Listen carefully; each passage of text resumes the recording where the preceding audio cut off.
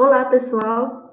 Dando continuidade à disciplina de análise sensorial, hoje nós vamos falar sobre dois tipos de testes discriminativos, o teste triangular e o teste duotril. Ao final dessa aula, eu espero que vocês consigam conceituar os testes triangular e duotril, diferenciar as características desses dois tipos de testes e simular a condição desses dois testes.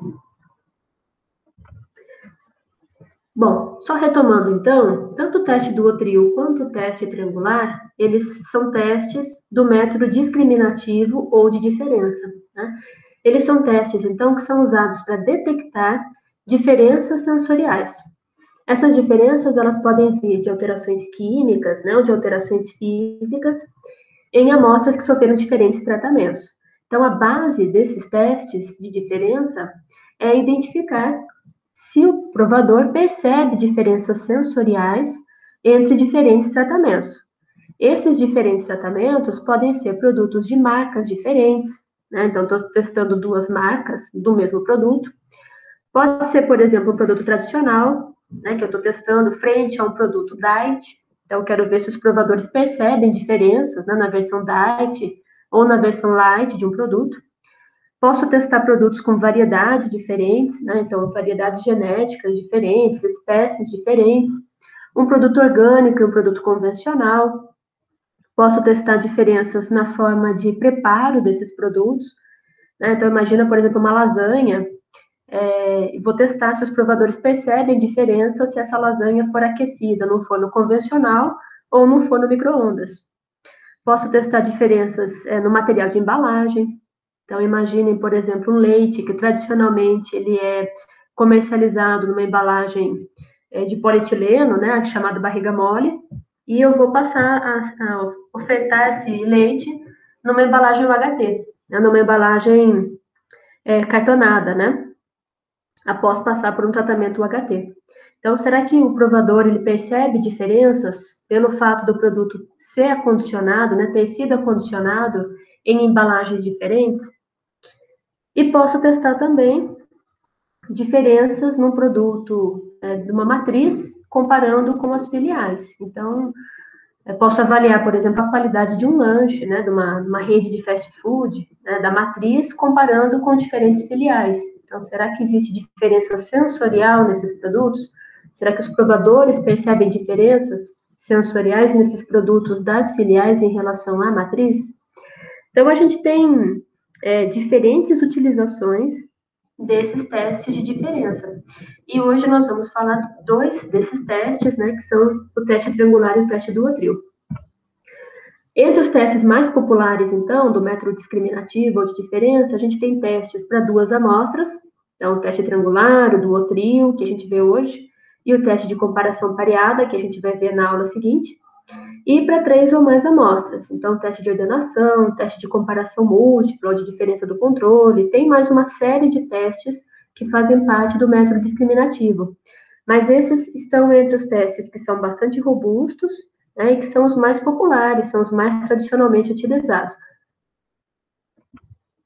Vamos falar um pouquinho, então, do teste triangular. Nesse teste, então, o objetivo é verificar se existe diferença significativa entre duas amostras que sofreram tratamentos diferentes. Então, o que a gente já vinha conversando, né, sobre o objetivo dos métodos discriminativos. Nesse teste, então, a gente verifica apenas se existe diferença entre as amostras. A gente não vai avaliar em que essas amostras são diferentes, ou qual que é o grau de diferença entre as amostras, se elas diferem muito ou se elas diferem pouco.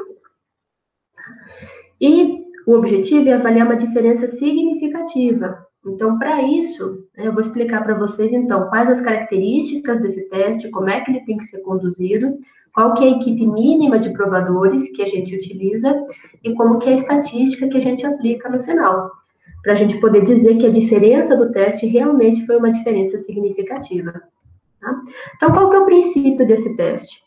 Cada provador, ele vai receber 3 amostras codificadas. E é informado para o provador que 2 amostras são iguais e uma amostra é diferente. Então, vejam, são 2 produtos que a gente está testando, mas eu vou servir 3 amostras para o provador. 2 dessas amostras são iguais e uma amostra é diferente. O provador ele tem que provar as amostras, a gente sempre fala, então, que é da esquerda para a direita, para manter o balanceamento, né, como a gente já falou na aula passada, e aí o provador vai ter que identificar aquela amostra que é diferente. Então, aqui é um exemplo, né, do que seria uma bandejinha com as 3 amostras que a gente vai servir para o provador. Então, vejam, né, que os produtos, eles têm que estar preparados de tal forma que eles sejam o mais homogêneos possível, né, que a gente não consiga, o provador não consiga identificar diferenças somente, né, na forma de apresentação das amostras. Ele vai ter que experimentar essas amostras para conseguir identificar as diferenças. 2 dessas amostras, então, vão ser iguais, e uma amostra é diferente, o provador tem que circular diferente. As 3 amostras são codificadas, com números de 3 dígitos, selecionados com base naquela tabela de números ao acaso. A gente sempre coloca, então, um copo de água para esse provador, né, beber, então, um pouquinho de água entre a degustação das amostras, e a gente coloca, então, o guardanapo e a ficha de instrução com uma caneta ou lápis, né, e em alguns laboratórios, isso já é feito de forma informatizada. Mas o mais tradicional é a ficha mesmo, né, entregue junto com caneta, lápis, né, e borracha. Então, a fichinha que vai para o provador, ela é desse formato aqui. Uma ficha padronizada, né? Então, a gente sempre coloca, prova as amostras da esquerda para a direita, 2 amostras são iguais e uma é diferente. Identifique com um círculo a amostra diferente. Esse é o princípio do teste. Então, a gente colocou aqui na ficha os mesmos números, né, claro, das amostras que foram servidas na bandeja, e o provador, então, vai ter que identificar com um círculo aquela amostra que é diferente. Quando o provador termina a análise, é sempre bom a gente conferir se realmente o provador entendeu, né, as instruções. Quando a gente entrega a bandeja para o provador, a gente sempre explica, lê, né, o que está escrito na ficha e sempre procura explicar de uma forma a não induzir o provador sobre o que ele tem que fazer. Mas a gente sempre se certifica de que realmente o provador entendeu. E ao recolher a ficha, nós sempre observamos também se o provador realmente circulou aquela amostra, se ele fez um único círculo, né, porque muitos provadores, na hora de realizar o teste, acabam se confundindo. Bom, que equipe que a gente trabalha, então, para esse tipo de teste? O ideal é trabalhar com, no mínimo, 20 provadores selecionados. Em geral, a gente trabalha com 20 a 40 provadores. Tá? Existe, para quem vai fazer uma pesquisa científica, né, esse número ele é calculado, né, com base em vários critérios estatísticos. Mas, no dia a dia, né, nos testes de rotina, em geral, a gente trabalha, então, entre 20 e 40 provadores. Isso é um número suficiente para esse tipo de teste. Esses provadores, eles são selecionados, eles não precisam ser treinados, né, de uma forma rigorosa, mas eles têm que ser selecionados. O ideal é que eles sejam selecionados, né? E o que significa ser selecionado? Significa que o provador ele tem que estar familiarizado com aquele procedimento do teste, né? E a gente deve tentar também fazer com que esse provador, né, perceber se esse provador ele consegue detectar diferenças sensoriais no produto. Então, lembra que a gente faz o teste de reconhecimento de gostos, de reconhecimento de odores, como uma forma de selecionar provadores? Para o teste triangular, a gente também pode fazer isso, para selecionar os provadores. Também é interessante dizer que o teste triangular, ele pode ser utilizado como um teste de seleção em outros testes. Tá? Então, eu quero formar uma equipe de provadores que vai ser treinada. Para eu selecionar esses provadores, eu posso também utilizar um teste triangular. Então, eu quero selecionar provadores com base na capacidade deles diferenciarem determinadas características de um produto. Eu posso aplicar um teste triangular e fazer a seleção dos provadores para que eles, a partir daí, aqueles que forem selecionados, passem, então, a serem treinados para uma determinada finalidade. Então, o teste triangular ele pode ser usado para seleção de provadores. Mas, para participar de um teste triangular, eu também posso optar por trabalhar com provadores que sejam selecionados, aí por meio de um teste de reconhecimento de odores ou de gostos. Tá? Em casos extremos, ou quando as diferenças nas amostras são razoavelmente grandes, eu posso trabalhar, então, com 12 provadores, e aí cada provador, então, realiza uma repetição, né? Então, são 12 provadores com 2 repetições. Mas o ideal é que a gente trabalhe, então, com, no mínimo, 20 provadores. Quais são as condições para a realização do teste triangular? Esse teste é realizado em laboratório, né, em cabines individualizadas, com controle das condições ambientais, daquela forma que nós explicamos nas aulas anteriores. As amostras, elas têm que ser apresentadas de uma forma homogênea, tá? Então, sempre buscando o mesmo peso, o mesmo volume, o mesmo formato, que elas sejam servidas em recipientes iguais, né, para minimizar esse efeito aí da apresentação da amostra. E servir as amostras em todas as combinações possíveis, é o balanceamento que nós falamos na aula passada. Então, para o teste triangular, como é que a gente faz, então, esse balanceamento? Né? Como é que a gente vai apresentar as amostras para o provador? Então, 2 amostras no teste são iguais e uma é diferente. Então, chamando as amostras aqui de A e de B, o primeiro provador, ele receberia 2 amostras A e uma amostra B. O segundo provador, ele vai receber A, B, A. O terceiro provador, ele vai receber B, A, A. De tal forma que a amostra B, ela apareceu primeiro por último, depois no meio, depois em primeiro. Ela apareceu em todas as posições possíveis. O quarto provador, ele já vai receber 2 amostras B como iguais, e não 2 amostras A, como foi o provador 1. Então, ele recebe 2 Bs e uma amostra A. O quinto provador recebe a amostra B, A, B. O sexto provador, A, B, B. Então, a amostra A foi servida aqui na última posição, aqui no meio e aqui no primeiro local. Então, a gente vai fazendo o balanceamento de tal forma que as amostras vão aparecendo igual número de vezes em todas as posições possíveis. Tá? Eu já vou falar mais sobre o balanceamento mais para frente. Como é que a gente conduz, então, o teste triangular? Lá no laboratório, como é que a gente faz? Conduzindo a análise, nós somos, então, os analistas que estamos realizando o teste. A primeira coisa que a gente tem que fazer é preparar a ficha de controle do analista. Essa ficha, ela não vai ser entregue para o provador. Ela é uma ficha que o analista vai preparar previamente, antes dele começar uma sessão de análise sensorial, para que ele tenha controle das condições do teste e para que ele não se perca na hora que ele estiver distribuindo as amostras entre os provadores. Então, nessa ficha de controle, que eu já vou mostrar o modelo dela, a gente tem, então, que registrar o número de provadores, registrar os códigos das amostras, aí sempre, então, com 3 dígitos. Então, o analista já tem que selecionar esses códigos previamente, né, com base numa tabela de números ao acaso, e tem que já registrar a ordem de apresentação dessas amostras. Se o analista ele não fizer isso antes de começar o teste, ele não vai dar conta de realizar o teste.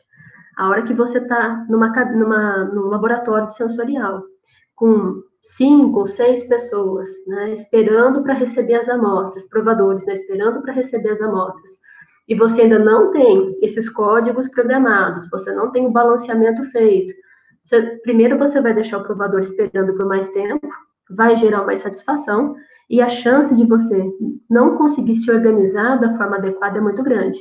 Então, essas informações, elas têm que estar preparadas antes da realização do teste. Então, esse daqui é um exemplo da ficha de controle para o teste triangular. Tá? Esse aqui é o modelo da ficha. Então, aqui a gente vai marcar, né, produtos A e B. Eu posso, como eu já falei antes, né, eu posso testar diferentes formulações, diferentes tipos de processamento, mudanças em ingredientes, mas eu sempre, então, vou estar testando 2 tipos de produto, A e B. Tá? Na ficha, então, a gente marca o número de provadores.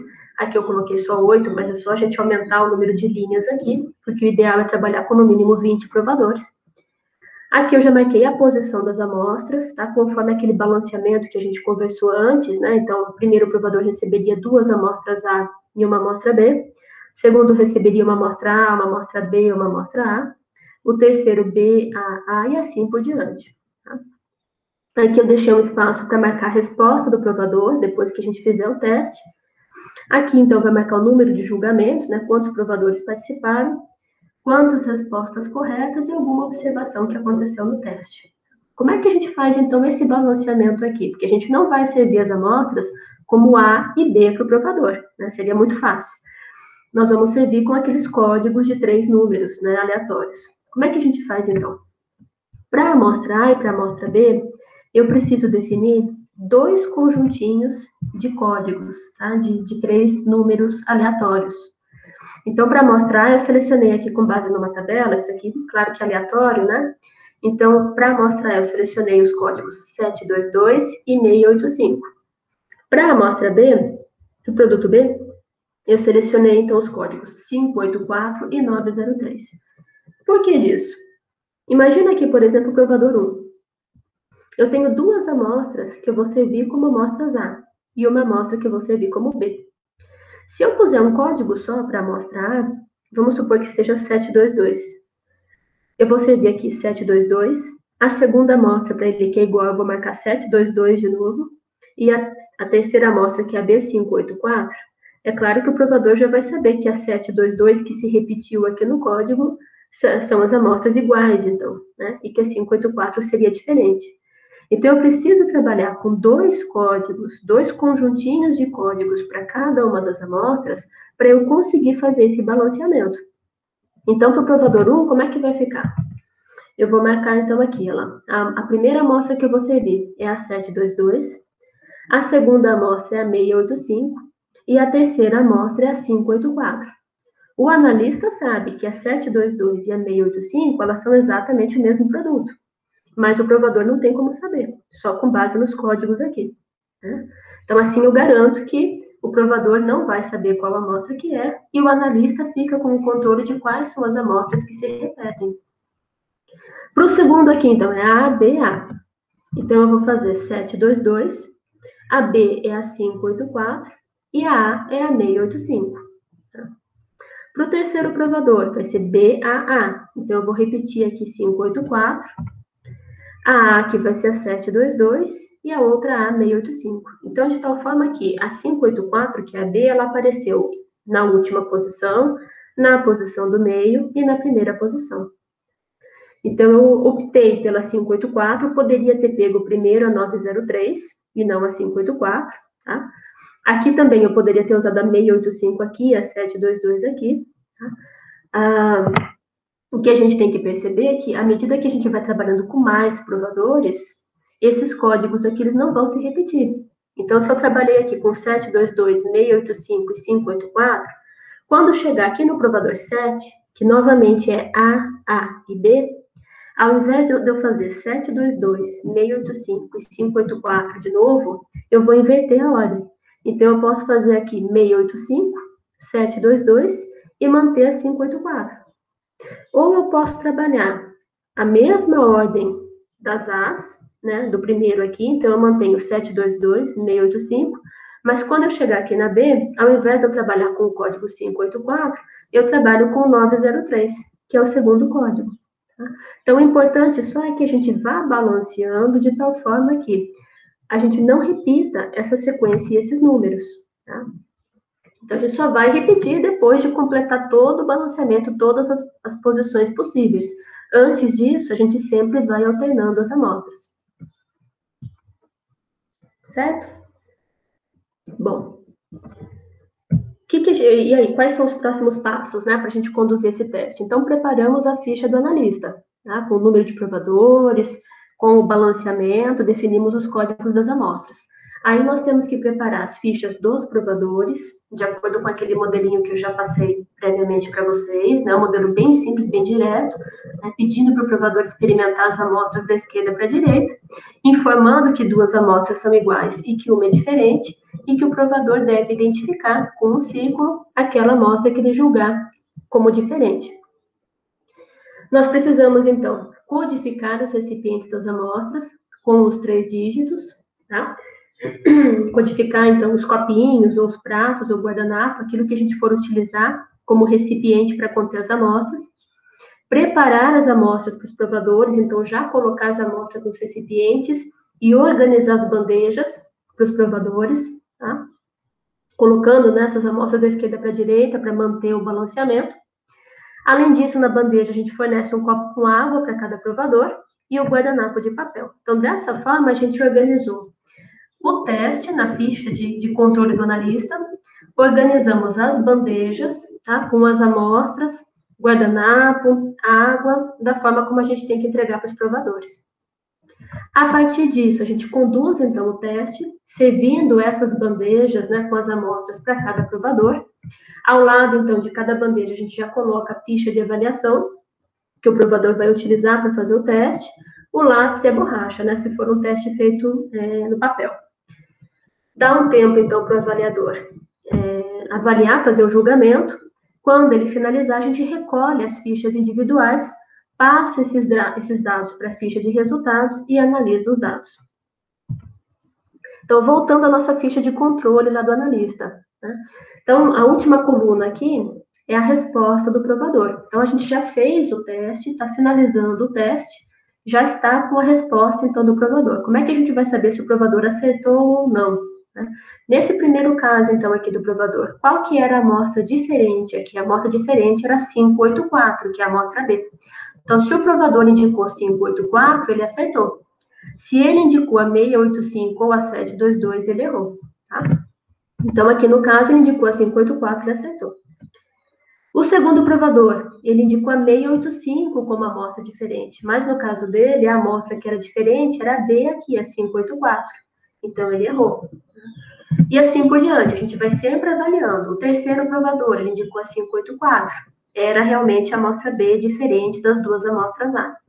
Então, a gente faz isso para todos os provadores, né? No final, a gente soma aqueles provadores que deram, o número de provadores, né, que deram resposta, que conseguiram acertar o teste, que deram resposta correta. Então, aqui no caso de 4 provadores, a gente teve 3, né, que acertaram, tá? Então, a gente marca número de respostas corretas aqui, 3. E aí, depois disso? Então, para a gente analisar os resultados, a gente soma as respostas corretas. Então, imagina que a gente tem um teste triangular que a gente aplicou a 30 provadores. Então, 30 provadores fizeram o julgamento. Desses 30 provadores, 16 acertaram. Eu posso concluir que há diferença sensorial entre as amostras testadas? Eu posso concluir que 16 acertos é o suficiente? Teoricamente, né, se eu tenho 30 provadores, 16 é mais do que metade, eu tenderia a dizer que o teste que houve diferenças significativas, né? Que o número de acertos é suficiente. Mas será que é isso mesmo? Então, o que a gente tem que lembrar é que a escolha nesse teste é uma escolha forçada. O provador, ele é obrigado a dizer qual é a amostra diferente. E se ele não souber, se ele não conseguir identificar o que é há de diferente nas amostras, ele vai chutar, porque o resultado, ele tem que dar um resultado para o teste. Então, ele é forçado a dar um resultado. Então, a probabilidade dele acertar ao acaso é de 1/3. Ele tem uma chance em 3, né, de chutar e acertar. Então, se eu tenho essa possibilidade aqui de acertos ao acaso, eu preciso aplicar uma estatística nesse teste, né? Eu preciso garantir que realmente essa diferença aqui que eu achei, esses 16 acertos, se eles são realmente suficientes nessa situação, né? Ou se, por um acaso, essas pessoas chutaram, acertaram, e aí eu já estou considerando que houve diferença entre as amostras, mas, na verdade, as pessoas é que tiveram muita sorte, chutaram e acertaram. Então, a gente precisa aplicar uma estatística, que é algo que vai nos dar mais confiança para a gente dizer que o nosso resultado realmente está correto. Para os testes de diferença, né, os testes que a gente vai falar hoje, né, o triangular, o duotrio, os que a gente vai falar na próxima semana também, o comparação pareada, eles são testes de hipótese. Então, a gente tem duas hipóteses, né? A hipótese nula, que é aquela onde as amostras são iguais. Eu não tenho diferença, eu não consigo diferenciar essas amostras sensorialmente. E a hipótese alternativa é de que as amostras são diferentes. Então, todo teste, ele parte do pressuposto que eu tenho uma hipótese nula, de que as amostras são iguais. Eu preciso fazer o teste para avaliar. Se houver diferença significativa, eu rejeito a hipótese nula e aceito a hipótese alternativa de que as amostras são diferentes. Então, quando eu faço um teste, eu devo escolher qual dessas hipóteses é verdadeira. Por isso que esses testes de diferença, eles são testes de hipótese. Tá? Será que as amostras são iguais? E aí eu tenho uma hipótese nula? Ou será que as amostras são diferentes? E aí eu tenho uma hipótese alternativa. Então, para saber isso, eu tenho que fazer um experimento, coletar os dados e depois escolher o teste estatístico para saber se realmente a hipótese que eu estou testando é de que as amostras são iguais ou se elas são diferentes. Tá? Então, os testes de diferença, para esses testes, a gente utiliza o teste estatístico do Q quadrado, né? Tem esse símbolo aqui do Q quadrado, para testar qualquer hipótese verdadeira. Então, o teste de Q quadrado, ele é usado para testar a frequência com que um fenômeno ocorre em uma população. É exatamente isso que a gente está fazendo nesse teste triangular. A gente está tentando identificar qual que é a frequência de provadores que conseguem acertar nesse teste. Né? Então, conseguem detectar diferenças nesse teste. Então, estou testando a frequência nesse caso de acertos. Então, para o teste triangular, a gente tem essa fórmula, né, para calcular o Q quadrado. Eu calculo o Q quadrado e comparo com uma tabela específica. Se o Q quadrado calculado ele for maior ou igual a esse valor tabelado, as duas amostras diferem entre si ao nível de significância testado. Então, eu rejeito a hipótese nula de que as amostras são iguais e aceito a hipótese alternativa de que as amostras são diferentes. Eu já adianto para vocês, a gente não vai precisar calcular o Q quadrado, por isso que eu passei até meio rápido pela fórmula. Eu só estou explicando como é que ele funciona, né? Qual que é a origem da tabela depois que eu vou mostrar para vocês. Tá? Que a gente consegue fazer, comparar de uma forma muito mais prática, não preciso ficar calculando atualmente o Q quadrado, porque já existem tabelas onde o Q quadrado já foi calculado. Então, basta eu olhar nessas tabelas, mas estou só tentando explicar para vocês de onde vem. Tá? Não, nada caiu de paraquedas, né? A teoria por trás é que esses testes de diferença, eles são testes, então, que se baseiam na estatística do Q quadrado, que tenta, então, avaliar a frequência com que um determinado fenômeno ocorre na população. E aí, para a gente identificar, então, essas diferenças, a gente precisa considerar o nível de significância testado. O que é esse nível de significância? O nível de significância, todos os testes estatísticos têm. Tá? O nível de significância a gente chama também de valor alfa. O valor alfa, ele é a probabilidade de rejeitar a hipótese nula, quando, na verdade, a hipótese nula é verdadeira.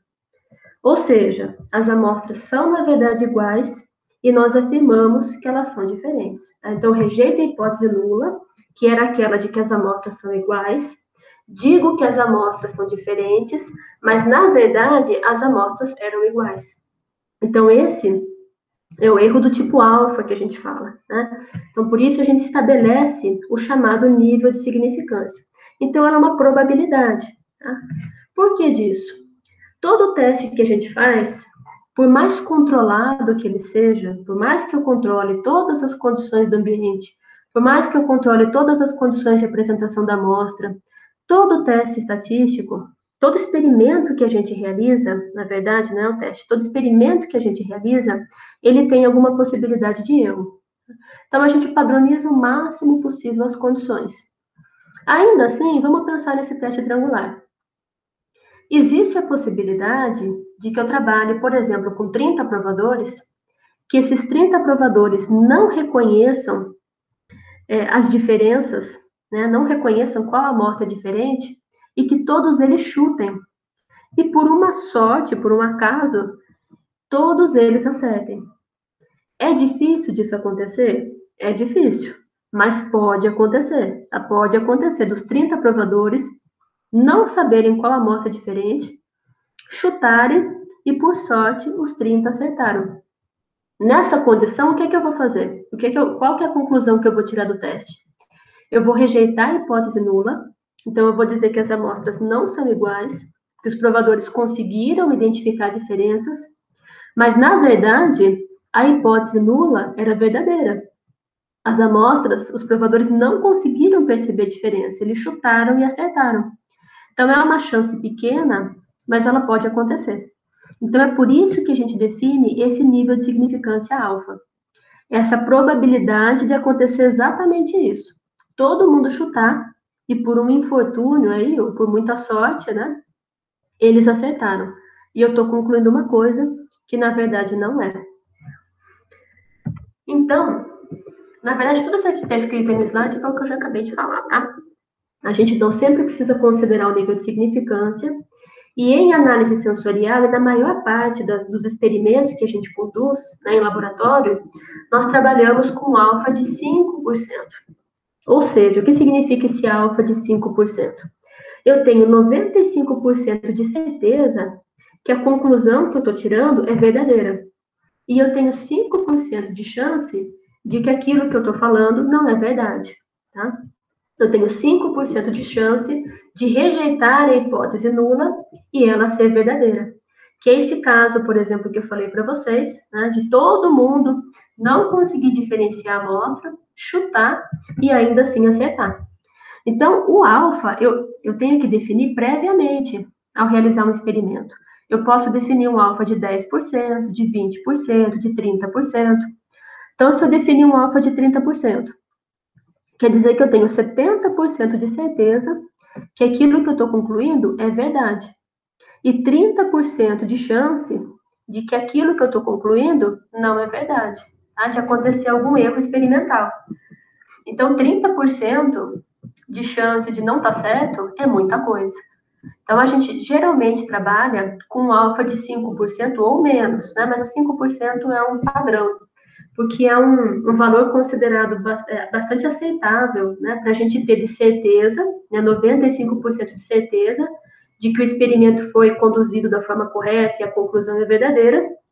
E eu tenho 5% de chance de que, por mais que eu tenha conduzido bem o experimento, ainda assim eu possa ter a possibilidade de rejeitar a hipótese nula e dela ser verdadeira.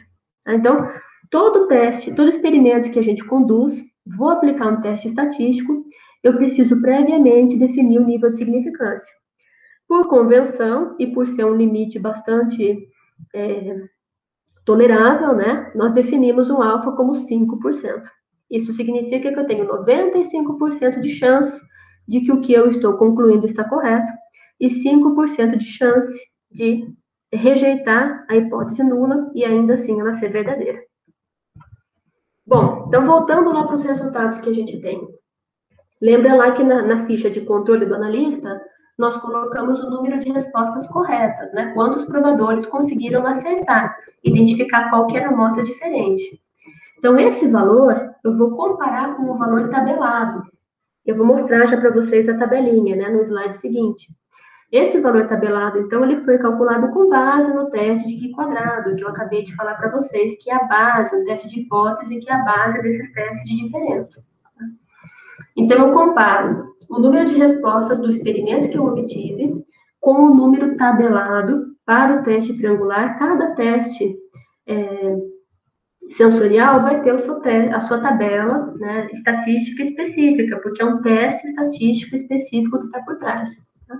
E aí eu tenho que definir o nível de significância, então. Em geral, a gente trabalha com nível de significância de 5%. Tá? Bom, se o número de respostas que eu obtive no experimento, né, o número de respostas corretas, for maior ou igual que o número mínimo tabelado, na tabelinha do Q quadrado, eu concluo que há diferença sensorial entre as amostras ao nível de significância testado. Então, é muito importante colocar que é o nível de significância testado. Variando o nível de significância, pode ser que eu já não tenha a diferença sensorial, tá? A conclusão do teste pode ser diferente.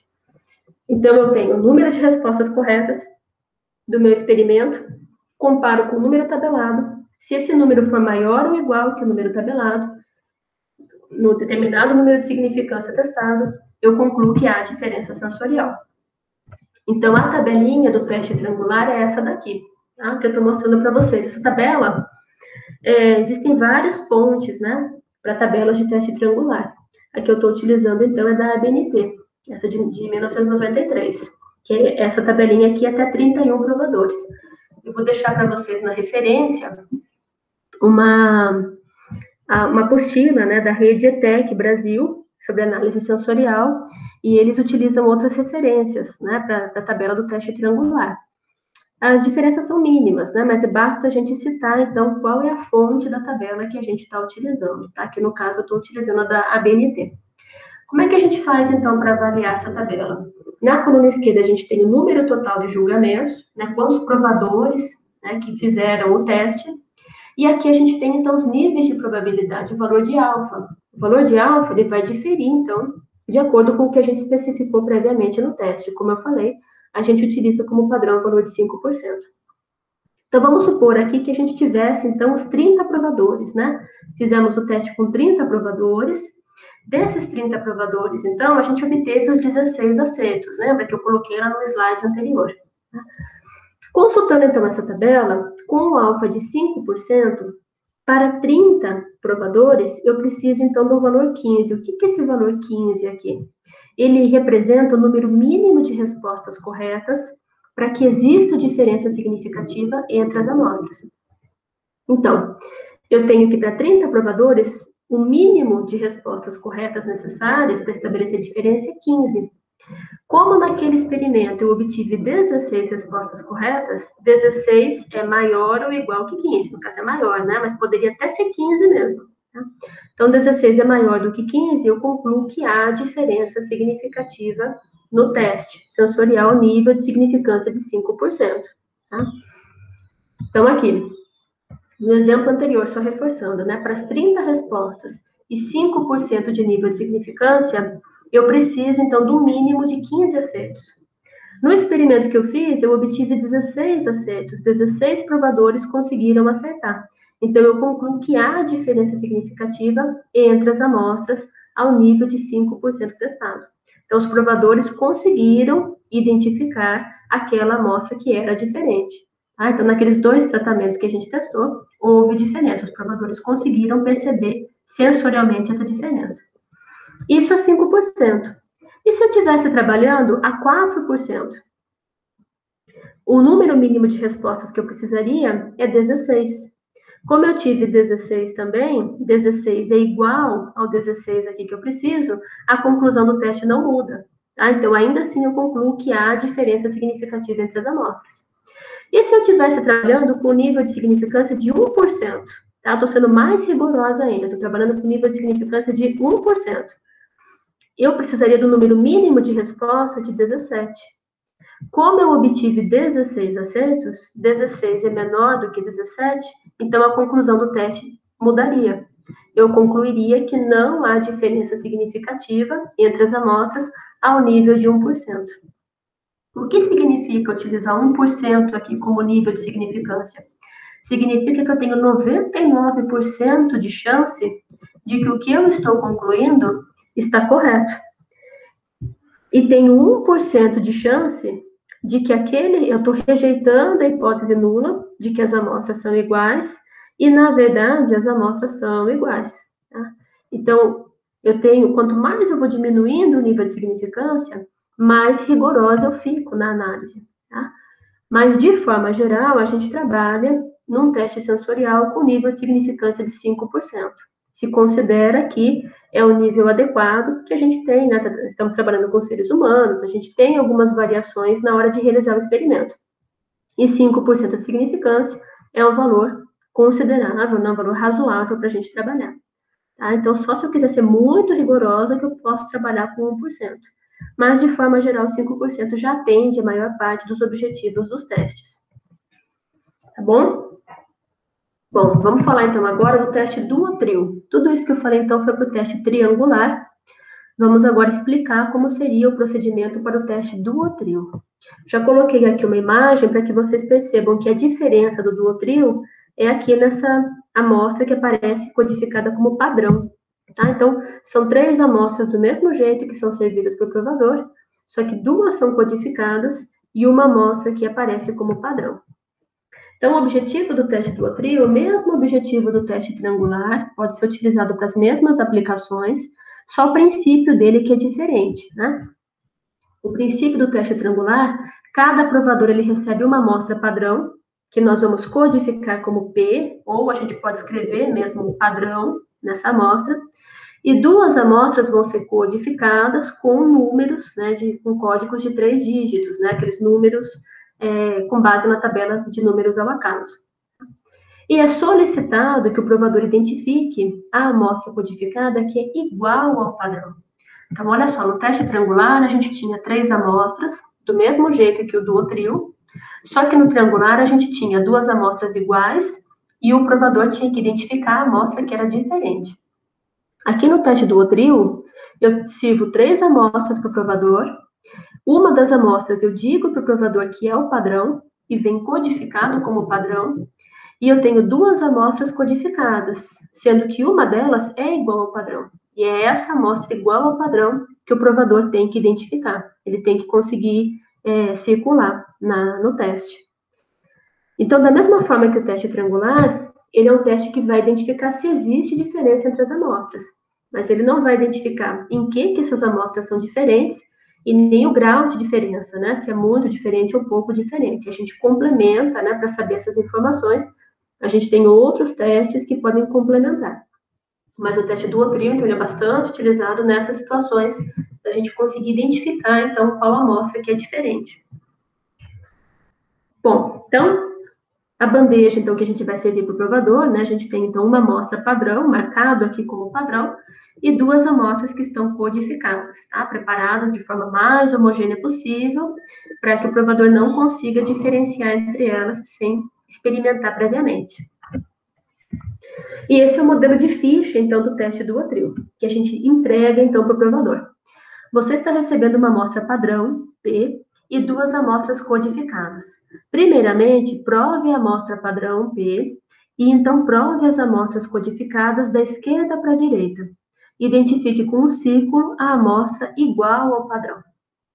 Então, aqui a gente tem os mesmos números, né, das amostras, né, nas bandejas. O provador, então, vai ter que experimentar da esquerda para a direita e dizer qual amostra que é igual ao padrão.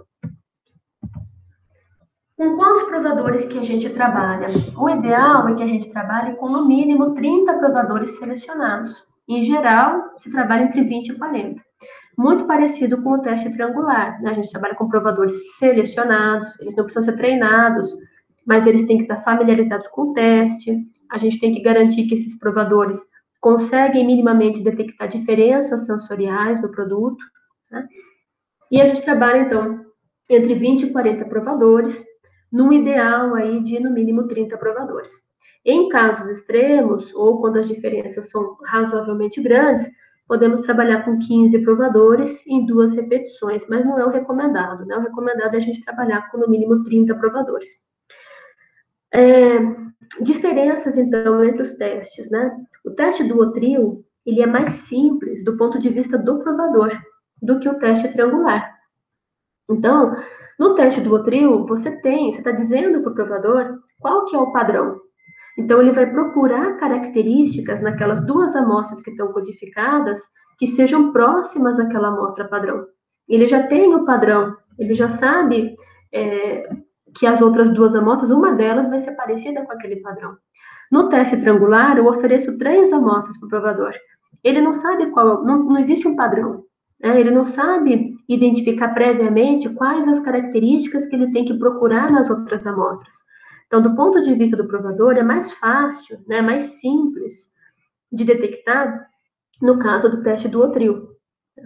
Agora, do ponto de vista do analista, o teste duotril, ele é mais ineficiente estatisticamente do que o teste triangular.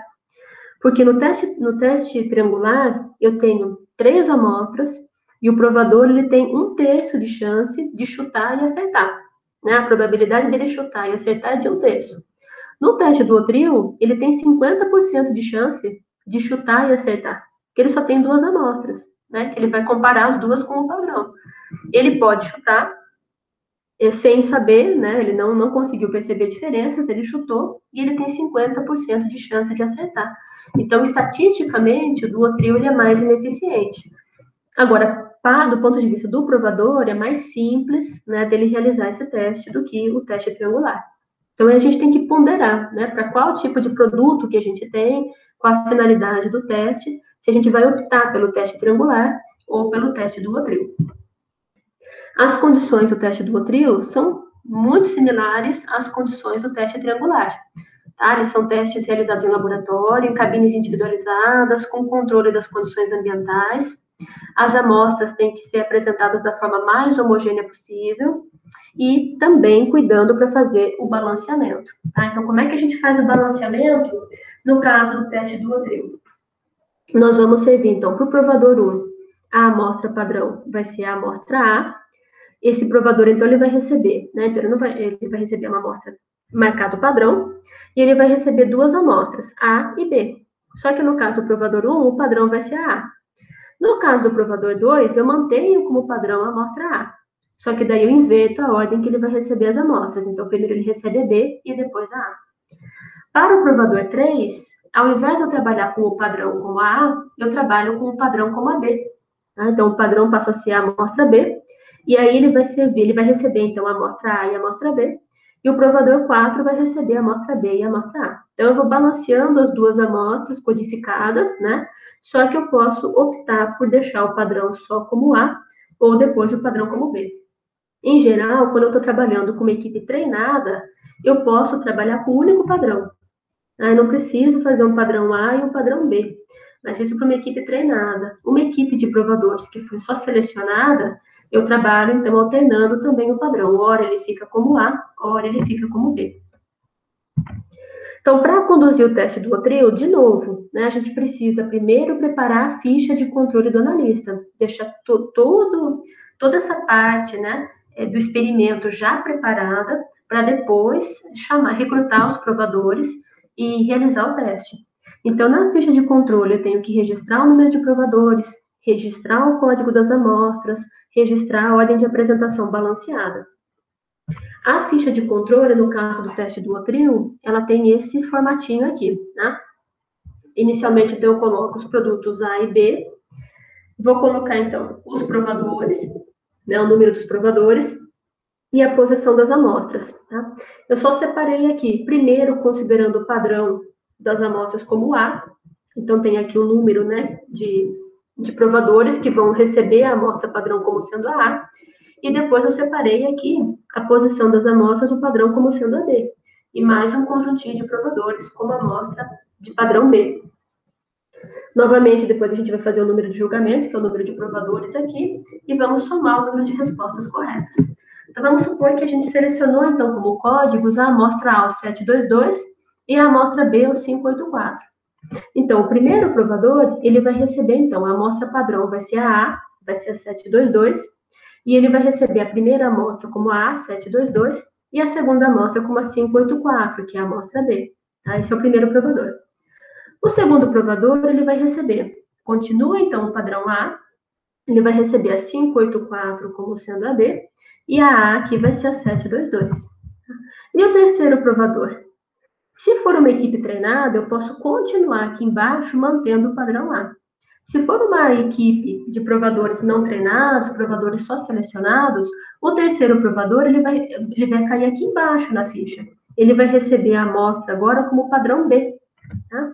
Então, o terceiro provador, a amostra A é a 722 e a amostra B é a 584. A diferença dele para o provador 1 é que o provador 1 recebeu a padrão como a A e o provador 3 recebeu a padrão como a B. O provador 4, daí segue aqui embaixo, né, a amostra B584 e a A722 sendo servida na segunda posição. E aí, quando a gente vai para o provador 5, ele volta aqui para cima, tá, para manter o balanceamento. Então, o provador 5 vai receber a amostra A e a amostra B, de novo, igual ao provador 1, e com o padrão A. E assim por diante. Então, dessa forma, eu mantenho o balanceamento. Então, ele é um pouquinho diferente o balanceamento do que o teste triangular. Seguindo, então, na condução do teste do Odril, novamente eu tenho que preparar as fichas dos provadores, codificar os recipientes das amostras, preparar as amostras para os provadores, né, colocando as amostras nos recipientes e organizando essas amostras nas bandejas, tá? Organizando também o guardanapo, o copo com água, né? Disponibilizando, então, a ficha, né, de avaliação, lápis, borracha para o provador. Aí eu vou conduzir o teste, servindo as amostras para o provador, explicando, então, os detalhes da ficha de avaliação, se certificando de que esse provador entendeu o que ele tem que fazer. Deixo um tempo para o provador avaliar, então, as amostras, depois eu recolho as fichas individuais, passo os dados para aquela ficha de resultados e analiso esses dados. Então, voltando aqui para a ficha de controle, né, como é que a gente vai fazer para analisar o resultado? Então, aqui o primeiro provador. Nesse caso, no teste do trio, a gente tem que identificar, o provador ele vai acertar quando ele conseguir identificar a amostra que é igual ao padrão. Né? Primeiro provador aqui, qual amostra que era igual ao padrão? O padrão dele é a amostra A. Então, ele tem que ter marcado a 722 para ele ter acertado. Tá? Então, aqui ele marcou 722 e ele acertou. E o segundo provador? O segundo provador, ele não conseguiu perceber a diferença. E ele chutou, né, a amostra 584, como sendo a amostra que era igual ao padrão. Só que o padrão dele é a amostra A. Então, ele teria que ter marcado a 722. Como ele marcou a 584, ele errou. E o provador 3? Ele marcou a 722 como sendo a amostra igual ao padrão. Só que o padrão dele é a amostra B, que é a 584. Então, ele errou. E o provador 4 marcou a 584. O padrão dele era a amostra B, então, nesse caso, ele acertou. No final, o que a gente faz? A gente soma as respostas corretas. Então, aqui no caso, a gente tem 2 respostas corretas em 4. Tá? Bom, e aí a forma de analisar os resultados é muito parecida com a forma do teste triangular. A diferença é que a tabela que a gente vai utilizar para analisar os resultados é uma tabela diferente. É uma tabela específica para o teste do trio. Tá? Mas eu vou fazer do mesmo jeito. Eu vou somar as respostas, então, o número de respostas corretas para o teste do trio, e vou comparar com os dados da tabela de Q quadrado para o teste do trio, considerando o nível de significância de 5% ou menos. A gente sempre trabalha com os 5%. Se o número de respostas corretas do meu experimento for maior ou igual ao número mínimo tabelado, eu concluo que há diferença sensorial entre as amostras no nível de significância testado. Tá? Então, a forma de análise é muito parecida com o teste triangular. Então, essa daqui é a tabela do teste do trio, é uma tabela diferente do teste triangular. O formato dela é parecido, mas os cálculos aqui, a base do teste, apesar de ser o teste aqui quadrado, a fórmula do teste aqui quadrado é diferente. Então, a base aqui também é diferente, tá? Então, tem que usar a tabela correta para fazer a análise do teste. Aqui também a fonte é a BNT, tá? Essa tabela é de 94. Então, aqui a gente tem, de novo, né, o número de julgamentos, que é a mesma coisa que o número de provadores, e aqui a gente tem o nível de probabilidade, o nível de alfa, de significância. Trabalhando, então, com o nível de significância de 5%. Os valores aqui na parte interna da tabela são o número mínimo de respostas corretas para que exista diferença entre as amostras. Tá? Então, aqui, se a gente trabalhar com aquele mesmo exemplo, né, dos 30 provadores, que a gente já vem usando, né, nessa aula, 30 provadores, com um nível de 5% de significância, eu preciso de no mínimo 20 respostas corretas para que exista diferença significativa entre as amostras. Tá? Se a gente for comparar esse resultado com o resultado do teste triangular, eu não sei se vocês se lembram, de propósito, eu coloquei o mesmo número de julgamentos, tá? O mesmo número de provadores que fizeram o teste, que foram 30. Tá? E considerando o mesmo nível de significância de 5%. No teste triangular, eu precisava de no mínimo 15 respostas corretas para dizer que houve diferença significativa. Naquele exemplo do teste triangular, eu falei que a gente teve 16 acertos. Então, houve diferença significativa. Aqui no caso do teste do trio, para os mesmos 30 provadores, considerando os mesmos 5% de significância, eu preciso de 20 respostas corretas, como mínimo. Então, é bem superior ao valor lá do teste triangular. Por que disso? Porque tem que sempre lembrar, gente, o teste do trio, ele é um teste em que eu tenho 50% de chance do provador chutar e acertar. Tá? Então, eu preciso ser mais rigorosa na hora de fazer os cálculos estatísticos para conseguir obter um resultado confiável. Tá? Então, eu trabalho com os mesmos 5% de significância, mas agora o mínimo de respostas corretas para garantir um resultado confiável nesse teste já passa a ser de 20, enquanto no teste triangular era de 15. Tá? Então, essa é uma diferença do teste do trio. Como eu tenho na hora de conduzir o teste, eu tenho uma ineficiência estatística, digamos assim, né? Porque o provador ele pode chutar e acertar com um percentual muito maior do que no teste triangular. Na hora, então, de fazer o cálculo do teste do Q quadrado, eu já prevejo, então, já faço o cálculo e tenho o número mínimo aqui de respostas corretas maior do que o teste triangular para compensar, tá? Uma coisa compensar a outra. Bom, então com base nisso, pessoal, vocês já podem, então, realizar os relatórios conforme o roteiro de atividades que está lá no Classroom. Bom trabalho!